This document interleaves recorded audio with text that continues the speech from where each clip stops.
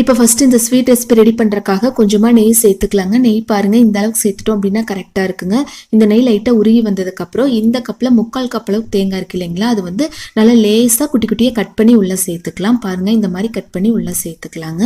சேர்த்துட்டு மீடியம் ஃப்ளேமில் வச்சு இது லைட்டாக வறுத்து விட்டுறலாம்.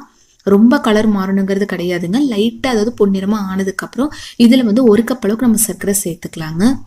1 கப் அளவுக்கு சர்க்கரை சேர்க்கிறோம் அப்படின்னா அதே கப்பில் 1/2 கப் அளவுக்கு மட்டும் தண்ணி சேர்த்துக்கலாங்க.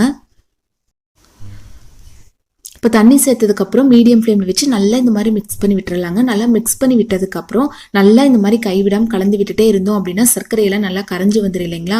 இந்த ஸ்டேஜில் கொஞ்சமாக ஏலக்காய் பவுடர் சேர்த்துக்கலாங்க, நல்லா வாசனையாக இருக்கிறக்காக.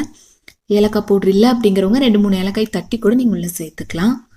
நல்லா கொதிச்சு வந்திருக்கு இல்லைங்களா. இப்போ நம்ம செக் பண்ணி பார்க்கலாங்க. இப்போ தண்ணியில் செக் பண்ணி பார்த்தோம் அப்படின்னா இந்த மாதிரி ஒட்டாமல் இருக்கு இல்லைங்களா, அதாவது 1 வந்துச்சு அப்படின்னா கரெக்டாக இருக்குங்க. இப்போ அப்படி எதுவும் வரல, அதனால இன்னும் மீடியம் ஃப்ளேம் வச்சு நல்லா கலந்து விட்டுட்டே இருக்கலாங்க.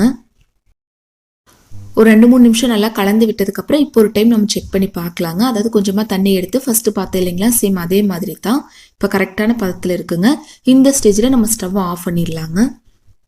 ஃபஸ்ட்டே வந்து ஒரு தட்டில் வந்து கொஞ்சமாக நெய் அப்ளை பண்ணி வச்சுக்கலாங்க. அதிகமாக இருந்துச்சு அப்படின்னா கொஞ்சம் குழியாக இருக்கு இல்லைங்களா, அந்த மாதிரி தட்டு எடுத்துக்கலாம். நான் கொஞ்சமாக சேர்த்ததுனால இந்த மாதிரி தட்டு எடுத்திருக்கேன். இப்போ உள்ள சேர்த்துக்கலாங்க.